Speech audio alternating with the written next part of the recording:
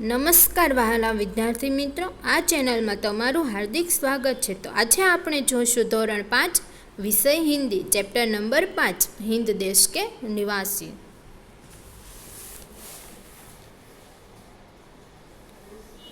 प्रश्न 1. निम्नलिखित प्रत्येक प्रश्न के उत्तर के लिए दिए गए विकल्प में से सही विकल्प चुनकर उनका क्रम अक्षांश प्रश्न के सामने दिए गए बॉक्स में लिखिए. पहलू, फूलों को माला के खाली जगह जाता है. डी, गुत्था. पहलू, कोयल की खाली जगह निराली होती है. कूक. तीसरो, सभी खाली जगह की मंजिल एक है. पंथो. चौथो, खाली जगह की देर सबको प्यारी लगती है. पपी है. प्रश्न 2. कोष्टक में से उचित शब्द चुनकर रिक्त स्थानों की पूर्ति कीजिए. पहलो, हिंद देश के खाली जगह सभी जन एक है. निवासी. बीजो, प्यारे प्यारे फूल गूंथे खाली जगह में एक थे. माला. तीजो, गा रही खाली जगह बुलबुल राग मगर एक है. तराना. चौथो, धर्म है उनके जिनका खाली जगह वही है. सार. पांचवो, पंथ है निराले सबकी खाली जगह तो एक है. मंजिल. छठो, जो शब्द खाली जगह के स्थान पर प्रयुक्त होते हैं उन्हें सर्वनाम कहते हैं. संज्ञा. प्रश्न 3. सही वाक्य चुनकर विधान को पूर्ण कीजिए. विविधता में एकता है हमारे देश की विशेषता है. बीजो, सभी धर्म एक समान है क्योंकि उनका सार एक है. तीजो, अलग अलग नदियाँ सागर में मिलकर अपनी एकता प्रकट करती है. प्रश्न 4. निम्नलिखित प्रश्न के उत्तर एक एक वाक्य में लिखिए. पहलो, विविध प्रकार के फूल जिस बात में के प्रतीक है. विविध प्रकार के फूल भारत की विविधता में एकता की प्रतीक है. बीजो, अलग अलग फूलों की माला इसका प्रतीक है. अलग अलग फूलों की माला विविधता में एकता की प्रतीक है. तीजो, कविता में कोयल पपीहा और बुलबुल किसके प्रतीक हैं. कविता में कोयल पपीहा और बुलबुल भिन्न भिन्न भाषाएं बोलने पर एकता के सूत्र में बंधे भारतवासियों का प्रतीक है. चौथो, सभी धर्मों का सार क्या है. सभी धर्मों का सार एक ही है. मनुष्य को बुराइयों से दूर रखना और उसे उन्नत करना. पांचवों, माला में कौन कौन से फूल एक रूप हुए थे. माला में गुलाब, जूही, चंपा, चमेली आदि तरह तरह के फूल एक रूप हुए हैं. छठों, हिंद देश के निवासी कविता में किन नदियों का उल्लेख है. हिंद देश के निवासी कविता में गंगा, यमुना, ब्रह्मपुत्र, ब्रह्मा और कावेरी नदियों का उल्लेख किया है. प्रश्न 5. निम्नलिखित प्रश्नों के उत्तर लिखिए. पहलो, हमारे देश की क्या विशेषता है. हमारे देश में भिन्न भिन्न रंग, रूप और पहनाने वाले एवं अलग अलग भाषाएं बोलने वाले लोग रहते हैं. इसमें बावजूद यहाँ के लोग एक है. इस तरह विविधता में एकता ही हमारे देश की विशेषता है. बीजो, हिंदवासियों में किसी विविधता है.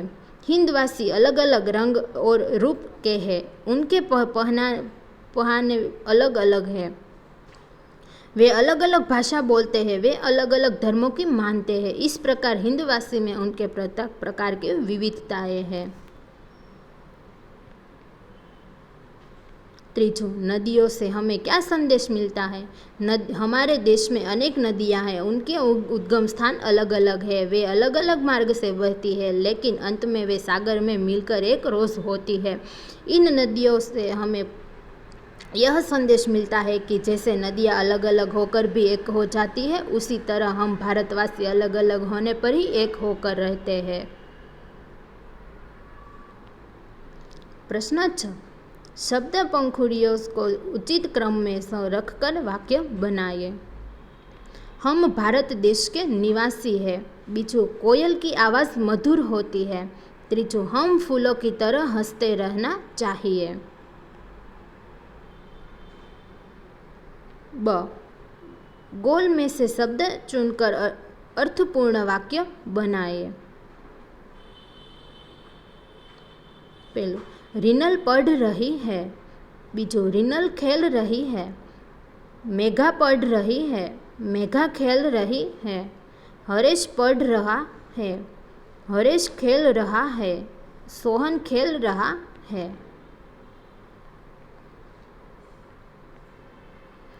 प्रश्न 7, काव्य पंक्ति का भावार्थ समझाइए। हिंद देश के निवासी सभी जन एक है, रंग रूप वेश भाषा चाहे उन अनेक है। जवाब, भारत देश में रहने वाले लोगों के रंग रूप पहनावे और भाषा भले ही अलग अलग हो, परंतु ये सब लोग एक है। यहाँ रखने वाला सभी लोग की मातृभूमि भारत ही है। प्रश्न 8, औरत और लड़की के स्थान पर क्रमशः आदमी और लड़का रखकर परिषद फिर से लिखिए। एक मोटी औरत जा रही थी, पीछे पीछे एक लड़की चल रही थी। लड़की छोटी और पतली थी। औरत को पता चला तो घूमकर बोला, ये लड़की मेरे पीछे पीछे क्यों चल रही है? लड़की भोलेपन से बोली, मैं तो केवल छांव के नीचे चल रही हूँ। जवाब, एक मोटा आदमी था, जा रहा था, पीछे पीछे एक लड़के चल रहा था। लड़का छोटा और पतला था। आदमी को पता चला तो घूरकर बोला, ए लड़का मेरे पीछे पीछे क्यों चल रहा है? लड़का भोलेपन से बोला, मैं तो केवल छांव में के नीचे चल रहा था।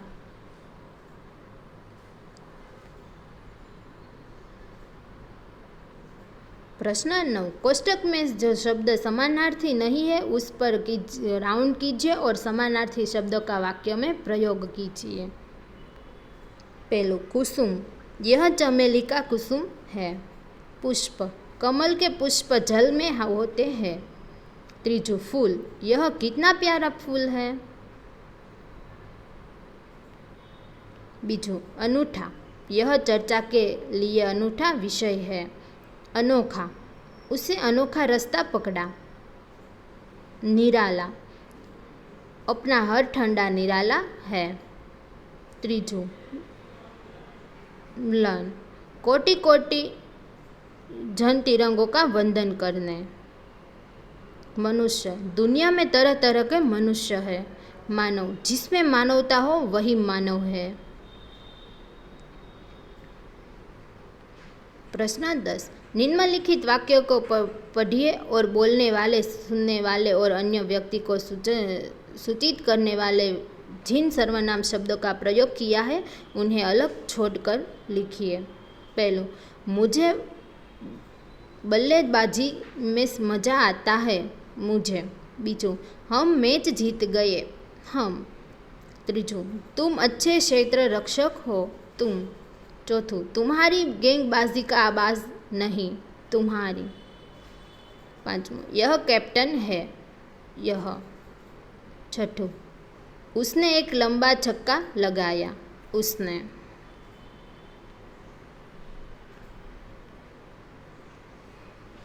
प्रश्न 11, निम्नलिखित वाक्य पढ़िए और खुद के लिए प्रयुक्त सर्वनाम शब्दों को छांटकर लिखिए। पहलो, अब राजीव स्वयं जमेलीबाजी करने आया। स्वयं। बीजू, मैं अपने आप चला जाऊंगा। अपने आप। तीजू, वे खुद चले गए। खुद। चौथू, वह आप ही चला गया। आप। प्रवृत्ति, मैं भारत महान विशेष पर 10 वाक्य लिखिए। भारत मेरा देश है, इसकी मिनती संसार के प्राचीन देशों में की जाती है। सभ्यता के सूरज का उदय सबसे पहले भारत में ही होता था। इस देश में उनके महापुरुष हो गए थे। वह ऋषि मुनियों की तपोभूमि है। रामायण, महाभारत, गीता जैसे हमारे पतन ग्रंथ दुनिया को जीने ही सही राह दिखाता है। गंगा, यमुना, ब्रह्मपुत्र, कृष्णा, कावेरी आदि भारत की प्रसिद्ध नदियां हैं। संसार का सबसे ऊंचा हिमालय पर्वत भारत का गौरव बढ़ाता है। इस देश में कई जातियां, धर्मों और भाषाओं के भिन्न लोग रहते हैं। सब मिलजुल कर रहते हैं। थैंक यू वहाला विद्यार्थी मित्रों।